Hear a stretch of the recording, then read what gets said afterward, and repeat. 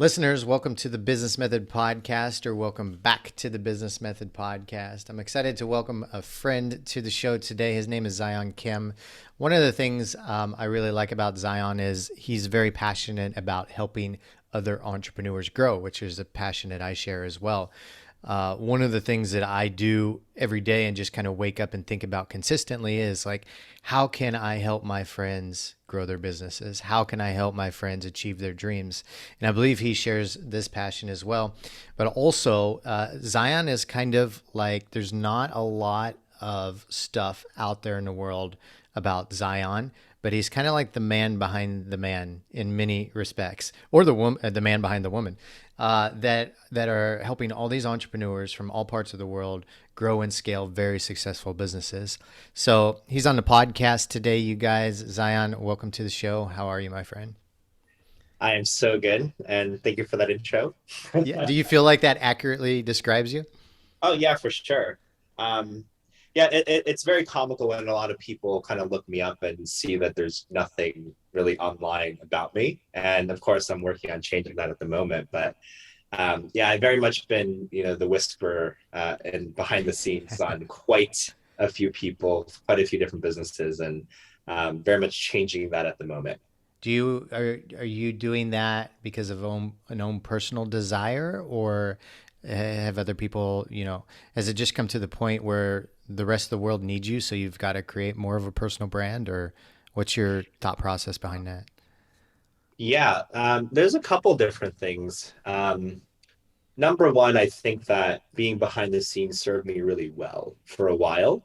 And honestly, I think there was a level of building confidence because of my own insecurities and being behind, I've worked with some of the top influencers in our space, right? So being behind people who are so charismatic, so amazing on video, um, and it has been incredibly rewarding, and it's just also fast tracked a lot of my learnings and my growth, right? Like I've been able to work with people where I just get to see where they're at, and help them build businesses that serve their audiences, and then help to really accelerate and catalyze that growth in a really meaningful way.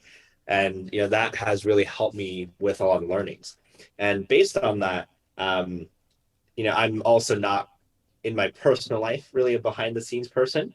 Hmm. And I think there's a certain level of an inevitability of, okay, well, I can only stay behind the scenes for so long. And at this point, I think I've reached a tipping point of, hey, you know what? Because I have spoken in front of audiences of hundreds, if not thousands, and of people, and I love it. Right? There's a joy for me that comes in a certain resonance in the message I desire to share, and I feel like there's a level of certain responsibility that I hold because I'm not a person, and yeah, I'm not necessarily just the person that wants to be behind the scenes. So I think there's an integrity piece there as well, Hmm. right? Of at some point, I know that the only reason why I'm not is because I'm hiding, and it's actually fear driven more than anything. Right. I had that before in my experience as well. I was helping a lot of people grow either their personal brands or their businesses in different ways. And I got to the point where I was like, this person's experiencing significant success because of the work that I'm doing behind the scenes. And really deep down, I want to be experiencing that success at that level with that type of personal brand as well. And so that was kind of a shift for me. And it was like, okay, what is this driver that's behind it? It was just an insecurity, even culturally, because I'm from the Midwest and people don't naturally boast about themselves in the Midwest. It's kind of frowned upon in that culture. And so it was like, okay, well, I've got to kind of tackle this differently and see it differently if I want to achieve what other people have achieved that I desire as well. So go ahead. No, and I think it's important to note that I didn't necessarily feel that in terms of I built well, I guess there's a flavor of that, right? All Oh, right. of I built other people's businesses, but more recently, I think that my compensation for doing so has really matched the value that I'm outputting. So that actually stopped being a reason. So I think I've just kept checking off the boxes excuses that I can hold myself. Or it's like, oh well, I actually get paid quite a bit of money now Right. behind the scenes, right? In the form of different types of business deals, rev shares, partnerships, or just straight fixed cash amounts, right? So Yeah. now that we erased that one, it's just purely because I love seeing the people I work with win. Like it's one of my greatest joys at the moment. What would be the desired level of personal brand success that you would want? And I think the more successful we become, the more we'll be out there, right? And so you have Brad Pitt, Elon Musk, Oprah Winfrey level where they can't go anywhere in the world without being recognized, right? And then maybe you have Joe Rogan. He can probably go a handful of places around the world without being recognized, but even in his own cities, he's probably is. And then you have, maybe just say entrepreneurial influencers like maybe Jim Rogers or Alex Hermosi, and they're recognized in their circles and they're famous in their circles. But you go outside the entrepreneur circles or investment circles, and nobody knows or really cares who they are that much as well. Right. So, have you ever thought about that? Like, what is that desire of being out there? Like the level that you would want for yourself? Yeah, I think for now, because it's very much in alignment to my first goals, right? And for now, my highest desire is to be in service to more entrepreneurs. And Mm-hmm. then at some point, that mission of our company is going to shift so I can be in greater service to folks that are not entrepreneurs. And I would want my platform growth to be directly correlated to that. Because for me, I don't care to have platform for the sake of having platform. I desire to have platform because I know the leverage that it comes with and the capacity of what I'm able to do with it, Mm-hmm. and even just being able to shine a light on the things that I care about. Right. I think that there's a level of frustration that I've reached with myself personally of, oh wow, like this is a really awesome product that I'd love to blow up, and I wish I had a bit more of a pull, right? So I know that I'm an influencer in a more non-traditional sense of yeah, I have the ears of people that have huge audiences, right? And I can go hit all of them up. So by the Right. ripple effect, by that ripple, I'd say my reach is quite wide, probably wider than any one individual influencer. And then there's the other side of, well, I'd love to not have to like go through other people in order for me to kind of achieve what I desire. Yeah. I want to dig into some more nuts and bolts, but first I want to get to know you better and I want the audience to get to know you better, to see exactly who you are, the companies you're running, the people you've helped, and why we should listen to you. And so I know you've had kind of a crazy backstory. So where would be a good point to start to if I was listening to the podcast, anybody's listening to the podcast, they could say, okay, this was maybe the beginning of the evolution of Zion and who he is today. Um, yeah, I would say that. Well, just to take a step back, I'd say, I started my first business when I was like 16, right? And then Okay. there was what I consider my actual first business, which was at 19, which was custom clothing for fraternities and sororities. And, Nice. then I ended up launching, New Jersey's largest co-working space and, became, pretty well known in the startup communities, at least like in the New Jersey community, right? But since then, I left all those things behind, started an agency, and like that's kind of where I started getting my chops for marketing, right? Even more. Okay. Because I used to work with, the biggest company I worked with at the time was like Dell Computers. And they were a client through an agency I worked with, but I managed their entire social strategy when I was in college, right? Yeah. And this was for targeting the college demographic to sell them more Dell computers. We were their only profitable marketing campaign at the time. And I was, when I was uh, 19, yeah, I oversaw 70 students across 35 campuses and the entire social strategy on how that worked, right? Nice. Um, So, and then, I mean, even in high school, like super fun fact is I also was the administrator of the largest gaming league in history at the time that pioneered all professional gaming that is, professional gaming today. Wow. And that was when I was 17. I actually lied and told them that I was 18 so that I could, make the cut, right? So, and so I oversaw a division of over 40,000 players, which was the largest gaming division in history at the time. And this was well over 20 years ago. Right. Yeah, just over like almost 20 years ago at this point, maybe 15, but math, right? Um, so I share all that because I think there's like different things in the evolution of my past that I've just been able to learn from, and then I gained a significant contrast because I also work with some of the biggest home service companies in the country, from like the 10th largest mortgage company to the second largest lawn care company to like the largest moving company to largest specialty insurance company and so on and so forth, right? So, companies in like the 30 million to a few billion in revenue. And most of these companies, like I've never spoken to the CEO before, Mm-hmm. which is a stark contrast from the 300 companies I've worked with in the last 3 years or so, where I'm working directly with the founder, where they are the business, right? Right. So it's been a fun contrast to go from helping build out the digital programs, the digital acquisition strategies for industry leading companies to now working with like what we consider a lot of the industry leaders of just thought leadership, right, in their respective industries, and but really working with a lot of like these personality brand driven based businesses. And Yeah. so that's been and to me it's all lead gen, it's all marketing, but it's all really building relationships at scale. And it's just a transition in terms of one was on behalf of a service, and now it's still a service, but you're also selling the humanity of the individual.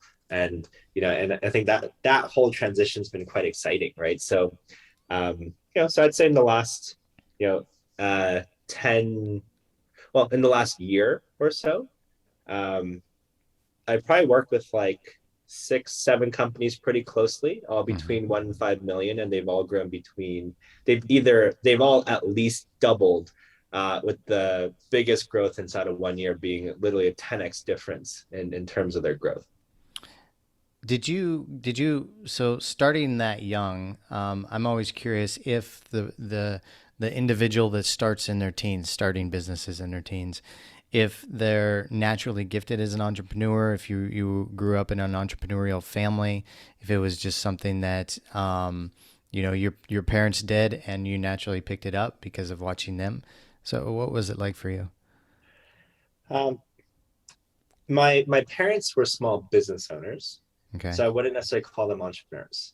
Because it's a my mom had a nail salon and my dad opened up like laundromats and dry cleaners, but he was also a pastor, right? So it's a very stereotypical, interesting kind of Korean mix of professions that people stepped into. Uh-huh. But honestly, starting my first business was more of an act of rebellion than it was desire. Okay. It was more of, oh, I have to be 18 to do this, but I'm not. So Okay. it kind of sounds cool that I can just do this thing. And it, honestly, that's more so where it came from than it was like, oh, there's this opportunity in the market and I'm going to take it. It's like, no, like I found out there's people making money online and everyone told me I had to be 18 to do so. And I wanted to figure out how people were making money online. Who told you you had to be 18 to do so? Was this like a Well, thing in the yeah, it's fascinating, right? Because every application that I saw for a job was like, oh, you have to be 18 or older, right? Mhm. And every time I wanted to fill out anything legal, it's like you have to be 18 or older. Oh, you need your guardian or parental, permission for Right. really filling out anything at that point. Yeah. So even if it wasn't explicitly told to me, I think there was an assumption that I made at the time around Mhm. how I believe the constructs of the world applied to me. That makes sense. So you're rebelling. A 17-year-old you is rebelling against society by saying, "No, I'm going to make money online at 17, but I'm going to tell everybody I'm 18." Yeah, exactly. Nice.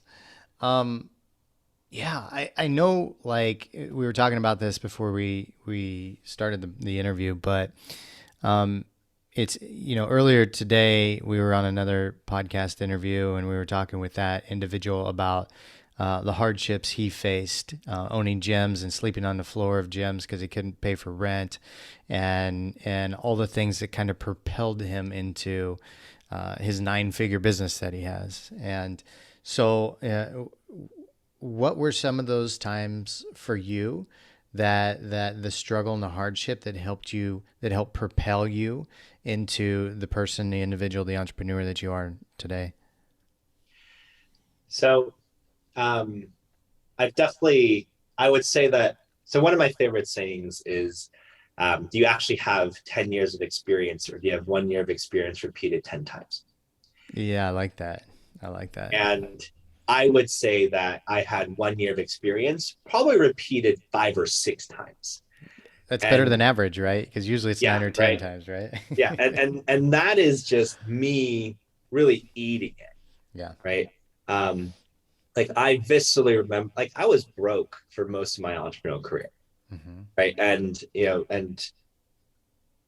And I would say that there was a lot of tolerance of that narrative of being broke, because what I saw in startup culture was this glorification of, oh, you have to go this route of being super broke, and it becomes a badge of honor for eventually when all of a sudden you just succeed overnight.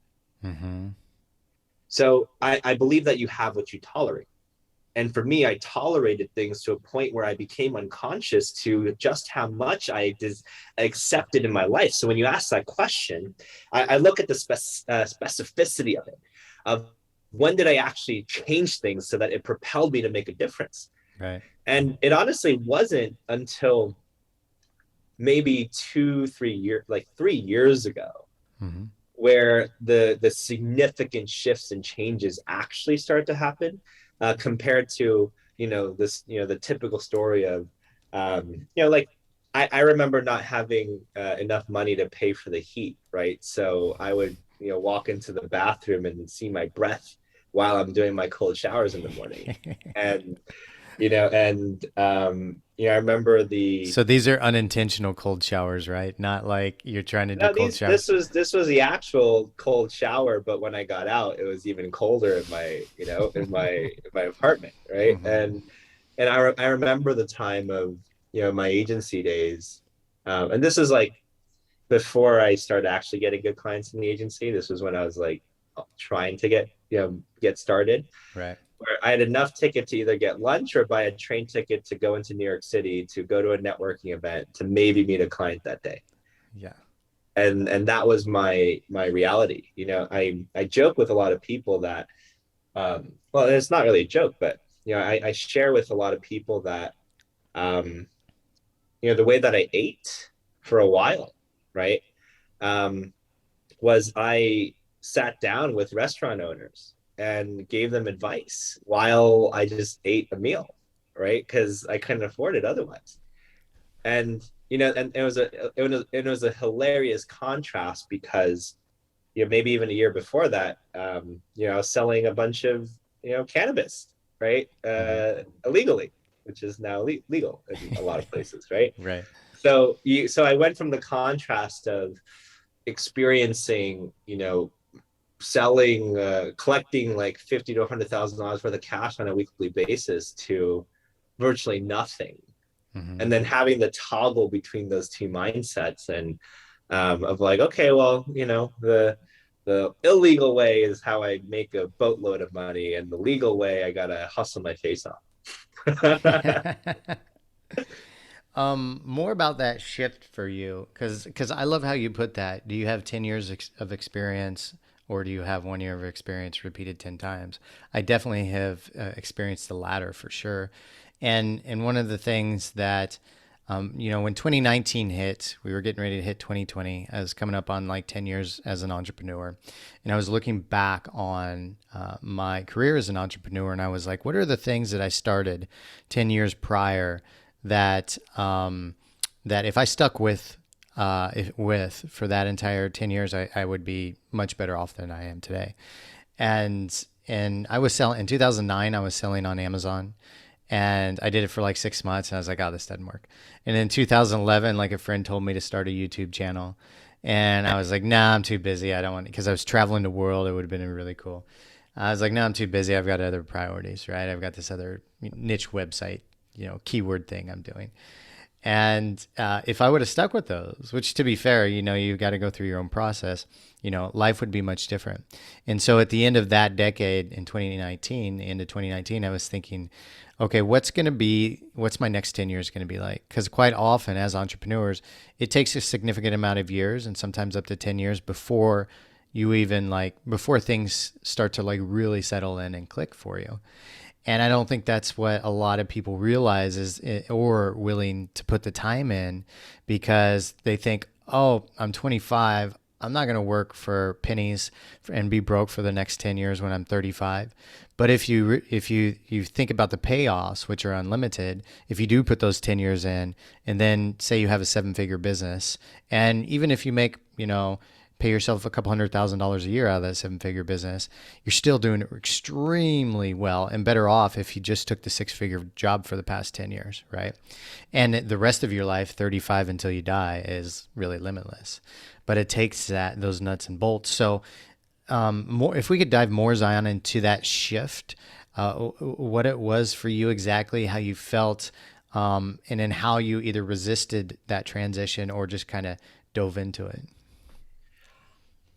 Yeah, so I'm glad that these questions are going to actually dovetail, because the thing I wanted to share as you were sharing was, I don't believe in just putting in the 10 years of work, right? Okay. It's putting in the 10 years of work with the right support mechanism and support structures around you, so that your 10 years are really borrowing from the accelerated path of where every single 1 year is taking the borrowed accelerated path of someone's 30, 40, 50 years, Right. right?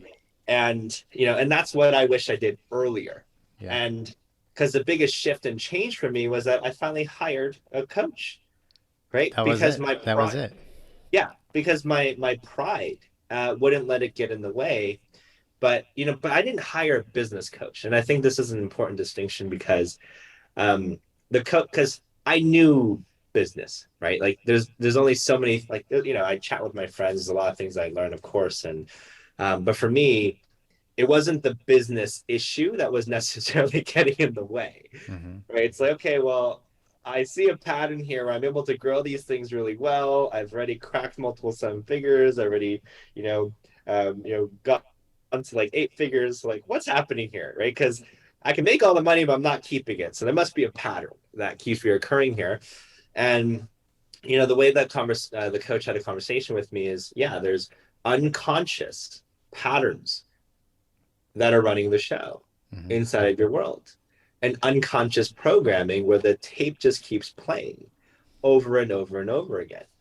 And the pride in me just kept saying, well, I don't know if I believe that. Like, how bad could it be? Right? It's like, well, how bad could it be? And then and I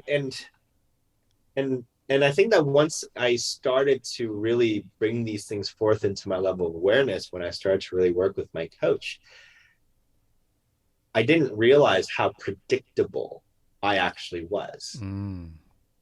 And I cried. Like, it was jarring. Mm-hmm. Like, like it was jarring to see, oh, okay, so the relationship that I just, when you and I met, I was engaged, right? And we're actually just getting out of my engagement. And it's like, oh, so that pattern was the same pattern that played out in my last 3 relationships. So Mm-hmm. I was just learning the lesson over again.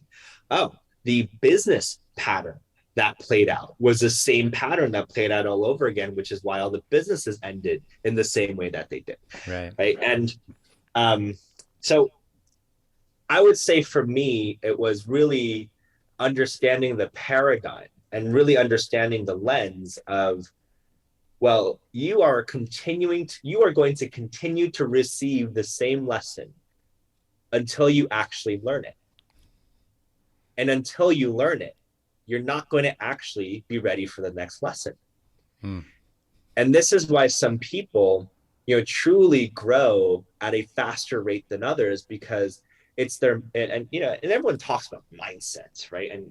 And to me, like, mindset's this like overused word of like, what does it mean anyways, right? But when you start to really when you start to really plot the difference of the rate of growth of different individuals, you start to see what's the actual relationship that they have to learning lessons Right. from whatever it is that they're receiving.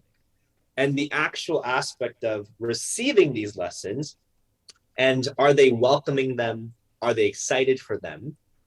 Or are they bracing themselves for them? Right.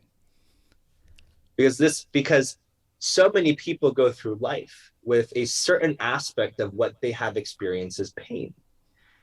But who actually ever told you that this is pain to begin with, right? So even if I dangled so many people are so addicted to pain that if I actually gave you an experience of pleasure, that pleasure is so um, different and so foreign to your world because of your addiction to pain, that pleasure would actually be received as pain. Yeah. And this is fundamentally, the biggest and first kind of domino that I believe that someone has to go over in order to really start to see how are they operating in the world. It makes so much sense because we as humans can really be addicted to our own drama and, like you mentioned, pain, Yes. in a way where if you even tell somebody that they're addicted to their own drama or pain, they're very resistant of it or defensive of it. And like you mentioned, they're foreign, like pleasure is foreign to them. When they experience it, they resist it or run away, right? Or experience it as pain also, or turn that in. I love how you describe this, Zion. So so it seems like, we would want to learn our own lessons more rapidly. And probably the individuals that grow faster internally, and maturing, and it's they're learning their own lessons faster in some sort of way. So how can we as individuals be better at learning our own lessons faster? Well, so can I give a very concrete example here Yeah, of something please. that um, oftentimes is received as pain, but can start to become a pleasurable experience, Hmm. right? It's feedback, right? Like how many times, Chris, if I came to you and was like, hey, Chris, like, can I give you some feedback? You're like, I don't know about that. Like, it's like, yes. And what's he going to say? Right, exactly. Right. So there's this aspect of it's our relationship to feedback. And in that case, it's a very concrete example of feedback. And of course, there's a feedback from everything. But the rate at which anybody grows has to do with reflection and taking a different action and the rate at which you're able to do so. Right. Right. So this is the same thing, that we kind of said earlier, right? Do you actually have 10 years of experience or 1 year of experience repeated 10 times? Well, the person who is going through their month and only reflecting one time is, going to go at a very slower rate of growth than the person who is really reflecting every single day and asking themselves, well, was there something that I could have improved on? Mm. Right. So you just have, so that's a very practical way of doing that. And then the second way is just really looking at, well, where in your life are you actually resisting a level of feedback? Where in your life are you actually looking at fear? Where in your life are you actually more so living in your activations Hmm. of resistance? Right. Or where have you become so unconscious to it? Right. So one of the most confronting things that I always tell people is um, your world is a mirror of your current reality. Right. But every single thing that you have in your life is either conscious or unconscious decision that you have made on your world. And Right. it's a perfect mirror, including how you look, how your body looks, the people in your world, your friends, whether they're great or not so great, and your bank account, Yeah. right? Your business level, whatever it is, right? It's all the truest and most honest reflection of everything that you chose. And can you actually start there and look at the truth of what's actually there in front of you? And this could be the most freeing thing to hear, or you could be very stuck as a reactionary victim response to that as well. Right. Right. And for those that, yeah, so what came up for me when you mentioned that is that, you know, a lot of people are really willing to look at certain different areas, like maybe it's relationships or physical looks or business, bank account, career, or family. And some people are really good at looking at some areas and then really bad at looking at not looking at other areas, Yeah. because of some sort of defense mechanism. What are some systems or ways that you, can be more cognizant of your own actions and behaviors, unconscious behaviors in your own life, to make sure you're not resisting, like you, yeah, for example, you're doing really good career wise right now, but maybe there's an area of your life where you're not doing so well and you need help with, sort of thing. Yeah. So I would suggest that if everyone hasn't already, to kind of like look at this concept called the life wheel. Um, and you can just Google life wheel and just pick whatever, and it'll basically see a wheel that has all these different categories of your life, right? So it might be something like physical environment, fun and recreation, personal growth, romance, family and friends, health, and so on, right? And essentially, the exercise is, score yourself on a scale of 1 to 10 on how you would rate yourself in each one of these different areas. Mm-hmm. And then you would ask yourself, okay, well, what would make it a 10? If it's not a 10, what would make it a 10? And then the visual here is a thought of, well, if your wheel has a bunch of fours, threes, twos, sevens, and eights, and you rolled it down a hill, how much of a great wheel would that be? Be a lumpy wheel. It wouldn't roll too Right, well. it'd be a lumpy wheel, right? So one of these things is actually just understanding, what's actually important to you, right? And for a lot of people, I'd say that they just haven't taken proper inventory of the different areas of their life. Yeah. And because it's okay for you to say, hey, for this part of my life, I'm going to currently put on pause. Mm-hmm. But let that be a conscious decision that you made, which is very different from, oh my God, like I'm trying to figure this all out, and you're falling victim to not focusing on the area of your life, right? Like health, right? I have very consciously in the past put my health on pause. Yeah. Because I was like, I basically told myself I'm going to increase the level of fun in my life at the expense of my health. Okay. This is to This is increase your social, your happiness in your social life, I'm guessing. Yes, Yeah. to increase, yes, right. And I said, look, I'm not going to work out, but this is what I'm signing up for. And this is an awful example, but it's true, right? There was a time in my life where I just said, hey, look, Yeah. I'm making a conscious decision to pause. And now I'm very much not in that phase of like, well, I want to have just as much fun, but not at the expense of my health. Right. Right? So I get to really look at this, and and everyone gets to really look at this at their own lives and just look at what categories of your life are really important to you, right? Before we hopped on this call, we were talking about office space, right? Like I didn't I have a beautiful home that overlooks the lake. Mm-hmm. Everyone asked me, well, why don't you like working from there? It's like, well, I don't like working in my home, period, because I have a lake retreat home, and I much prefer to get an office. And Yeah. this was one of those dimensions of, hey, like this is really important for me to have separation between work and home. So when I get home, I completely stop work. Yeah. Yeah. It makes sense.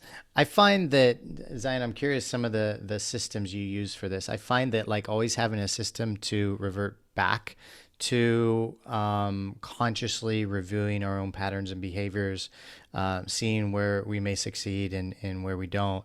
And one of the things that I do, like I every quarter I make new goals that are in alignment with my life goals. There's a mental, emotional, spiritual, and physical goal that goes up every quarter.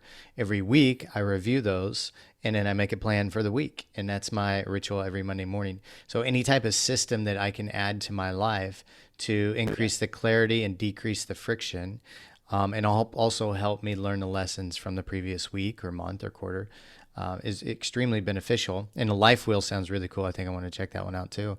But for you, what are the go-to systems? And maybe you Yeah. learned it from some of your coaches that you use to continually stay on target for what your balance in your life, your goals are, review in your life, etc. Yeah, so I have a daily reflection process that I'm recommitting to at the moment. Mm-hmm. And the type of reflection that I do is really challenging if you don't have a certain level of self-awareness on why certain things are occurring in your life. So, for example, um, I might notice that I didn't share something with somebody that day, and I'll document it. And then I'll ask myself, well, why didn't I share Share the thing that something like something you were yeah, just share resisting to my share. truth in the moment, whatever it Okay. might be, Okay.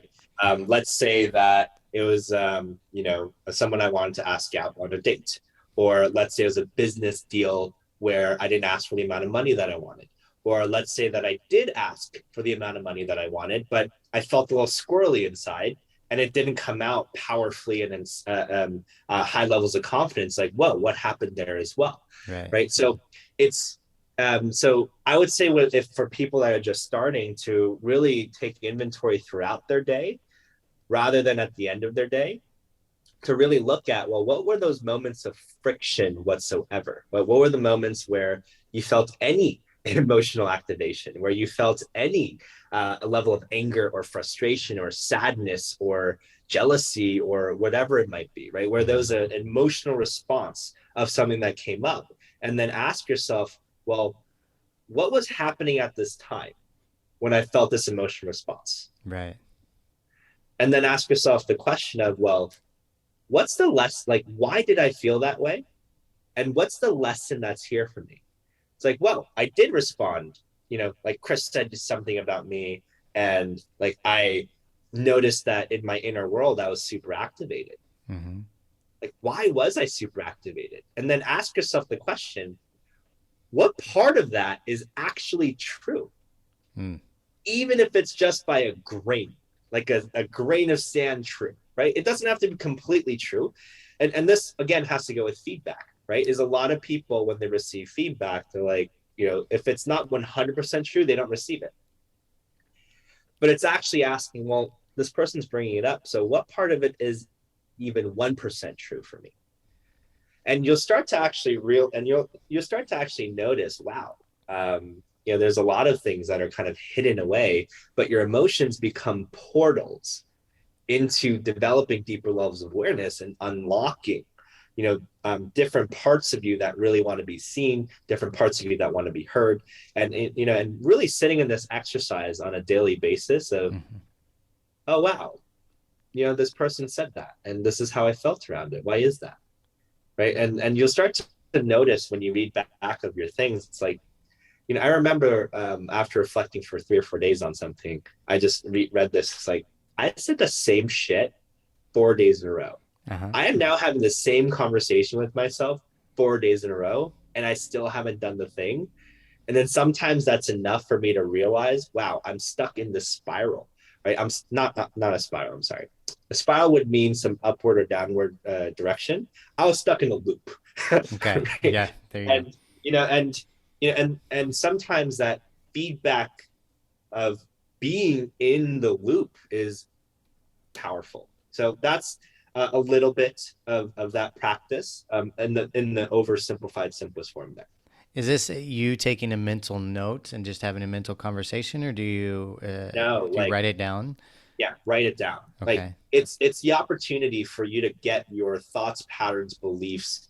Um, I made this up and this might offend some people, but that's okay, right? I say it's like kind of like the PTSD aspects, and I don't mean post-traumatic stress disorder. It's like the patterns, the stories, the trauma, and the drama, right? Right. Like, what's the story that I'm making up here that's actually potentially not true, right? Like, is this actually what happened, or is this me living in the potential realms of what happened, and just getting it out of your head, everything out of your head, dumping it on paper so that it gets to a form of reality, so you can create some space between yourself and your thoughts, and you can just read it, right? Because at Mm-hmm. some point you'll start to realize you are not your thoughts, and the things that are floating around in your thoughts were programmed into you by your upbringing, and they are not actually you. Right. But it's hard to do that when they're all floating and percolating in your mind the entire time.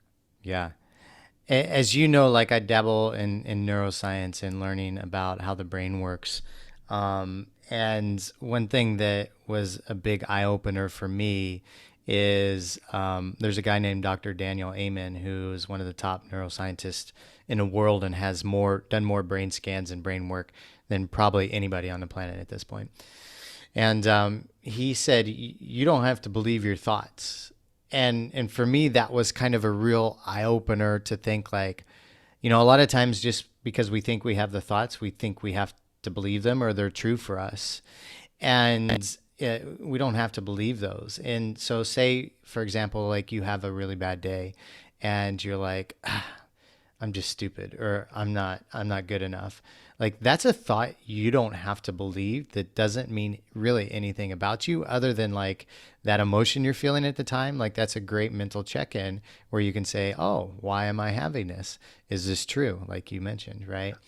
And I think it's so incredibly empowering for people to realize that just because you have a thought doesn't mean you have to believe it, doesn't mean it's true, doesn't even mean it's real.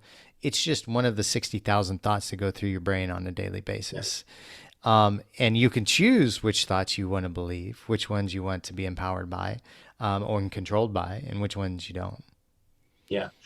So a really fun question that you can add into this is, okay, so this is the way that I responded, or this is the way that I reacted. Where did I learn this behavior from? Mm-hmm. Did I learn Great it from question. mom? Usually you can just start with, did I learn it from mom or dad? Right, right. Right. This tendency of me not sharing the things I want to share and just people pleasing for all the people around me. Did I learn this from mom or dad? And for most people, when I ask that question, like mom, dad, immediate, absolute, fact, matter of fact answers of something that's ridiculously quick, right? Because your thoughts and patterns are have been programmed and primed based on your historical and societal upbringing, Mm-hmm. and they're not yours. But when you can start to realize, oh, wow, this is still mom.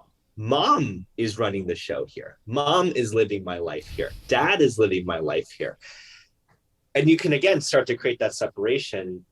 Then you'll start to realize, wow, like who am I actually when I stop living my life with the learned patterns of how I've been programmed by my parents? Right, right. Well put.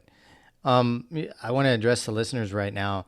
A lot of you guys are probably thinking like, why are Chris and Zion diving so deep into personal development and emotions and thought patterns? But like, as an entrepreneur, I think the more you become self-aware of your own patterns and behaviors, the more, here's a good term, you can scale it.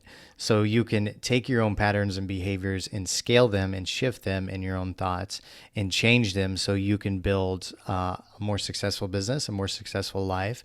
You can add more value to the world. You can help more people in their lives, and so it goes back to kind of what sent us down this rabbit hole in the first place.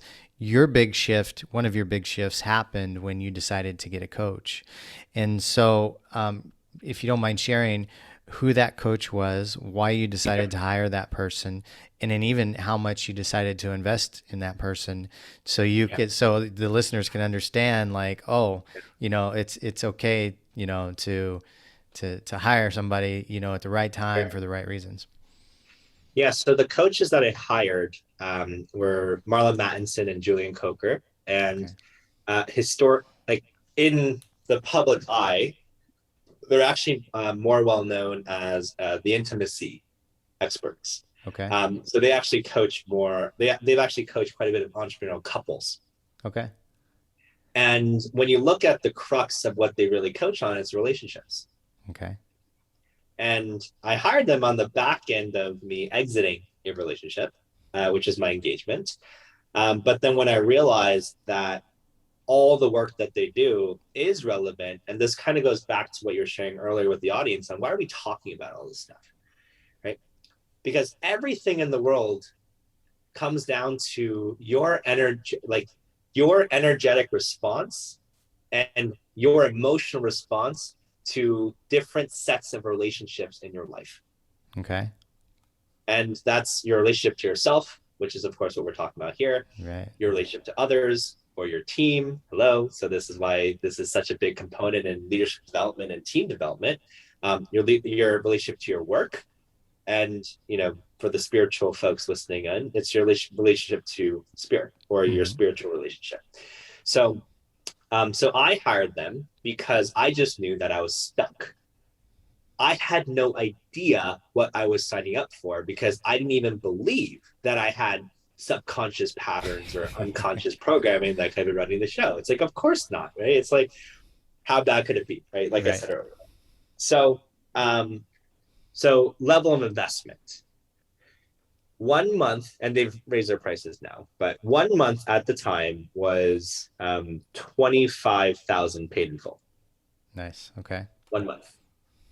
Now, I've charged this before, but at the time I didn't have Okay. it. So, I just come off of a business that where we just let go of 35 people. I was in debt. I was at an all-time low in my confidence as an entrepreneur. And I was like 25,000. It's like, that sounds obscene for 1 month, For one right? month. Yeah. And then eventually, you know, I made it work. I paid it off. And then there was this growth experience I had just in what I learned of making the investment. But then there's this other aspect of, well, then the 10-month container for the coaching contract ended up being a multi six-figure investment. Mm-hmm. And that for me was at that up until that point in my life, I was ridiculously proud of being able to pay that off Okay. in full before we started the contract. Nice. What just so we can gather, like what included in that? What was included in that month? Are you doing in-person sessions or video calls Yeah. or workbook Um, or? yeah. So it was. So I want everyone to just imagine this for a moment. That so they operate as a couple. So it's kind of like so you kind of get a 2-for-1 deal, as in if one person misses something, the other person will always catch it. And so it's actually two coaches at the same Okay. time. Now, they've really mastered their dynamic in terms of how they really operate. So we start off with a 4-hour immersion session where we're just kind of pulling the thread out and looking at what's that thread attached to, and what's all the material that one thread's attached to, right? So it's pulling it out. It's like, well, that's a lot of things, and a lot of things, like the cobweb of all of the material and Mm-hmm. and how everything touches everything here. So then we have on the calendar just weekly sessions where it's an hour a week. But then in between, I have a running Google Doc where I basically dump my brain, and that reflection exercise that we've been talking about, I actually do it, and then they look at it, right? So it's every single decision that I make in my life, every single thought that I have, every single thing that bothers me, I write it in there, and they look at it. Mm-hmm. Because even though I don't think it's useful, they might see a blind spot or a way that I'm operating in the world, or ask me some confronting question that I typically don't want to hear, right? And that's really what I'm paying for, right? Is someone to look, and so my level of what I receive is directly correlated to what I'm willing to share. Right. And and I'll be honest, like in the beginning, I was sharing a lot, and then eventually I was like, I don't know if I want to see some of this stuff anymore. and Right. um, And one of my favorite quotes that Julian shared with me is, the degree to which a person can grow is directly proportional to the amount of truth he can accept about himself without running away. I love that. I love that. And, simply put, have you watched The Matrix before? Yeah, yeah. Do you know the scene where Morpheus, goes to Neo and he says, "Hey, do you want to take the red pill or the blue pill?" Of course, yeah. And the blue pill is blissful ignorance, and the red pill is the inconvenient truth, right? Uh-huh. This is that every moment of every day. Yeah. Is, would you rather know and take the red pill, or would you just be happy not knowing and live in blissful ignorance of not knowing? Yeah. And there comes a time where, the truth of how you're operating the world might not be so attractive to you. And I got to a point where it's like, I'm going to need a hard break here on, I don't know if I'm going to see anything more at the moment. And then of course, switching gears back to, okay, right. And this goes back to what we were sharing earlier of, what is your relationship to receiving that truth? Because it is in fact directly correlated to how fast and how much you can grow. Right. And for some people, this is literally where that saying, like, make a mountain out of molehill, kind of comes from, of like, make a big thing out of a little thing. Mm-hmm. It's like most entrepreneurs, like the conversation that we're having, this is the conversation I have with most of the people I coach, is because they don't need the tactical thing, because the thing that's getting in the way is not the tactical thing. It's the thing that 10x is the business, is just how they feel Yeah. about what they're doing, right? And what are the patterns for why they're doing something, why they're not doing something, becoming consciously aware to what those things are. And, I would say, like, there's no business problems, there's personal problems that masquerade as business problems. And, for us, like, this couldn't be the more appropriate topic for what we're talking about, because this, in my opinion, can absolutely shift the way that you're doing things in the fastest, quickest quantum leap possible. I love all that you're sharing. I want to ask you, how does one find a good or a great coach? Yeah. A lot of times, there's so much stuff out there. Anybody can be a coach these days. They don't have to have any experience. Sometimes they're charging more than certified professionals that have been working for years and they've never coached anybody or just a few people in their lives. So what's your thermometer, your gauge, to help you realize this person's or this couple or this team is a great coach to work with, and so the listeners can make decisions and find the best coach for Yeah. them too. So there's a fun question in your question, which I think a lot of people have to come to, which Mm-hmm. is, am I hiring a coach, a consultant, or a mentor, and what's the difference? Mm-hmm. Because a mentor is someone who's been there, done that, and you're borrowing from their experience, so you can skip a couple steps. Okay. A consultant has also kind of done that, but they're doing the work on your behalf to increase the chances of success. You're not just looking for advice there. Right. A coach may have necessarily never done the thing that you're looking for, but the space that they operate in is a thought partner, so that you can be clear on the way that you want to navigate the question. Mm-hmm. Because the fundamental tenet of coaching is that you actually have all the answers.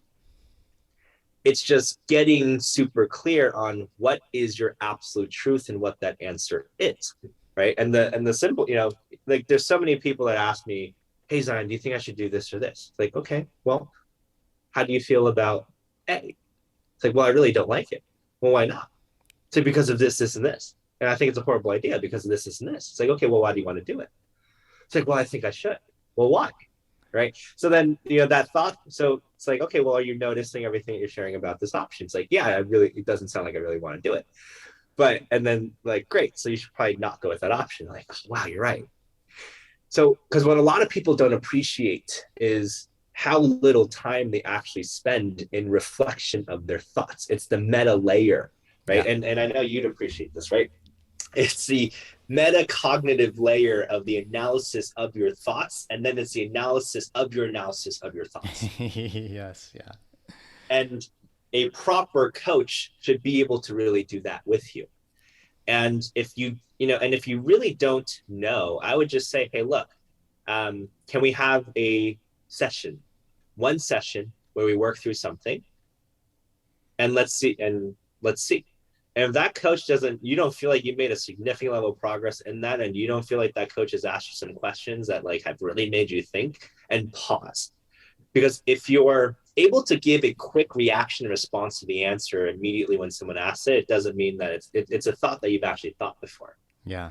And the place where you're in true contemplation and that thought of the meta analysis of your thought and then the analysis of that thought is when you have to really pause, because then all the neural pathways in your brain are really, starting to rewire themselves to be like, okay, there's a new possibility here in my world. But are you actually feeling that level of pressure and that where someone's really pressing on you in that call? And the answer is no. And, because you don't need someone to buy your bullshit, right? And a lot of people hire people that do. Yeah. Right. So I would say if you're not at least, activated like 10 times by the time you're off that call, then you probably have the wrong person. I, I really like how you put that because so often people will buy or invest in coaching or seminars or experiences where they feel safe, and so they're not being called on their bullshit from this coach or this mentor or whoever it may be, and they're still playing it safe and then just getting a feel good type of reinforcement that you know not that what I'm doing is okay, is already okay. It is okay, whatever you're going through in life, but that they just they're not really serving me in my own growth because they're afraid or they don't know how to properly analyze you. Yeah, because growth can only happen in your edges of discomfort. Yeah, exactly. And if you're not consistently and constantly uncomfortable, then your rate of growth is severely limited. Yeah. Right. And I'm sure this has been true for every single guest that you've had on this podcast, is they have a certain relationship to discomfort in Mm-hmm. their world and to fear in their world. Right. And for those of you listening, I'm using air quotes, right? Because um, it really comes down to, well, what is fear actually? And what is fear actually inside of your realm? Right. Right. Zion, just so we can the listeners can get like a perspective on the shift that you had when you did start doing coaching. What are some of the results that you've achieved over the past 3 years since that shift has happened for you? Yeah, so I hired my coaches probably the same week I met you, which is in Dan's backyard. That was in February of 2020. Yes. Okay. So at that point, I was trying to end my relationship powerfully, and that was my engagement. Mm-hmm. I was in multiple six figures of debt. I had essentially zero businesses at the time. And I was just trying to get by, trying to like make, oh boy, like I would have been happy just, trying to make like 10, $15,000 a month, right? And just trying to like get, this is my version of getting by at the time. Right. Or sometimes even less. I was just like, let me just get back to like par, right? And just like always worried about money and all these other things. Um, and it's so amazing like how quickly you can shift into that level of consciousness Mm-hmm. as well, of being someone that's like flowing and then it's not, right? So that was a state that I was in before coaching. Um, and I wouldn't say that I was very happy living my life. I would say that I was a shell of a human. I didn't really experience joy. Mm. I wasn't really happy, which of all was I didn't know. Like I didn't know how far from joy I actually was until I was able to actually experience deeper levels of joy. Right. So that was very much where I was pre-coaching. Um, in and let's just go. So that was in February. This is June of 2020. So it's 4 months later, height of the pandemic, right? Cleared all my debt, right? So this is multi six figures in debt on top of the multi six figure coaching investment that I made, Okay. all in full. So I probably generated well over generated well over $500,000 of cash um, in 4 months Nice. from trying to make like $5,000 to $10,000 a month, right? So that's one. Um, since then, in just fast forward all of 2020, I built and launched two seven-figure businesses, one six-figure business in 2020 alone. I participated and guided and helped probably like seven different seven-figure launches, working with some of the top coaching thought leaders in the world, such as the former head of leadership at Google, um, you know, top team coaches that have coached like Facebook and JP Morgan and so on and so forth, right? Right. And I work with 5 or 6 clients where they at least all double their business. So they're between 1 and 10 million in revenue, and they at least double their business, with most folks doubling or even 4xing or even 10xing their businesses. So that's like the other category. And then since then, in the last couple of months, I now have a portfolio of 6 companies, 3 of which now are at 7 figures, and the rest are at 6. Right. So, and now we work with some of the top thought leaders in our industry. Um, you know, so with quite the quite the client list at the moment across the board, between all of our companies. And this was kind of a really fun moment the other day, was where we had one company reach out to one of my partners in another business, and we're talking about like an equity deal, potentially buying the company and so on.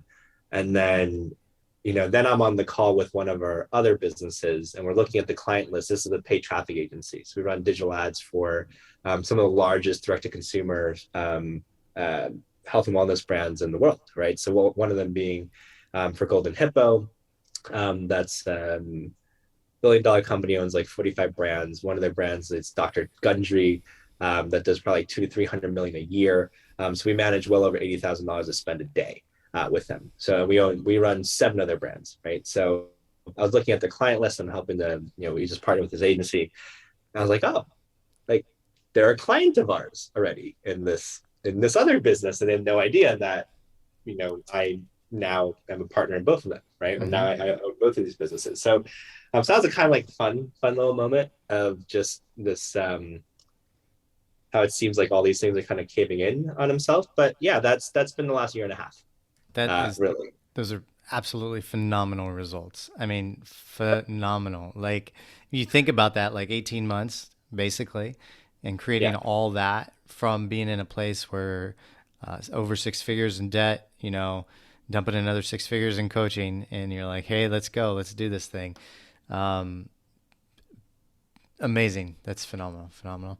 So I think the premise of this interview is get a coach. Yeah.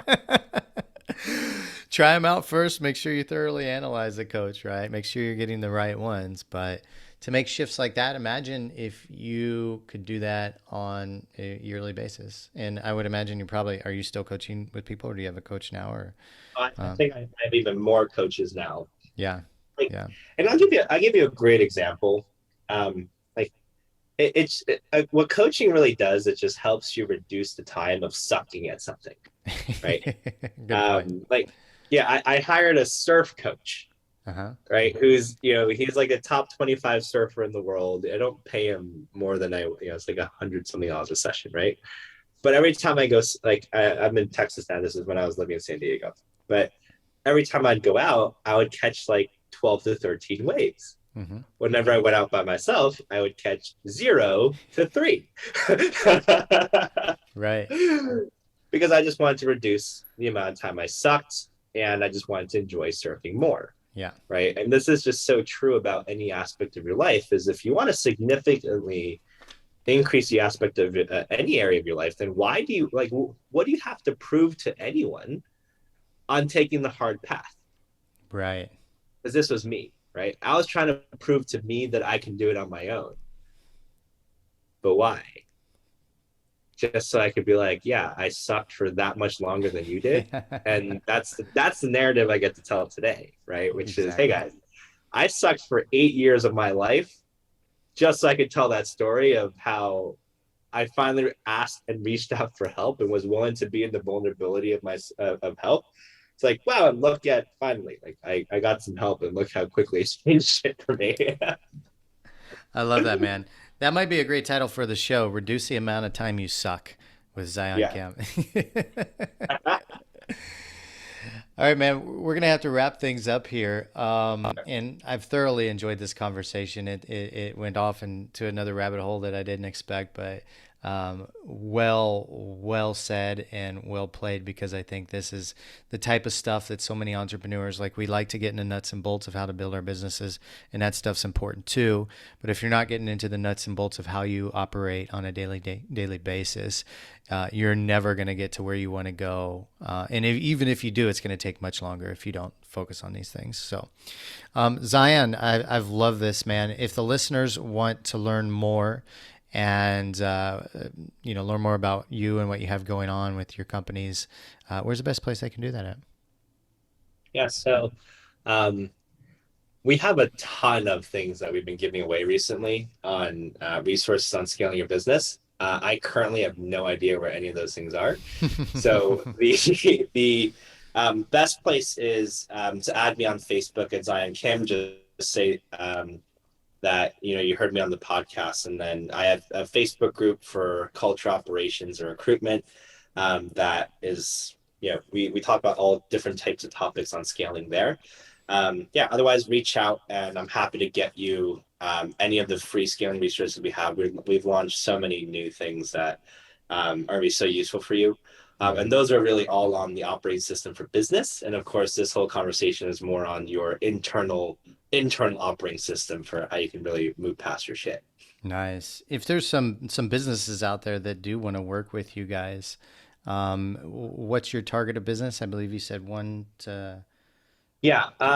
3 million or 5 million or something like that. Yeah. So any business that's doing 1 to 10 million, we solve two core problems.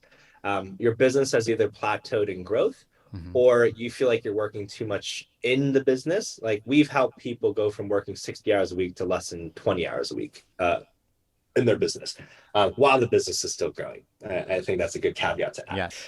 Um, and we're really great at working with folks that are already between over 1 million in revenue. But if you're even at like 500,000, you have product market fit and you have a really solid growth mechanism that can be scaled, then we can work with that as well.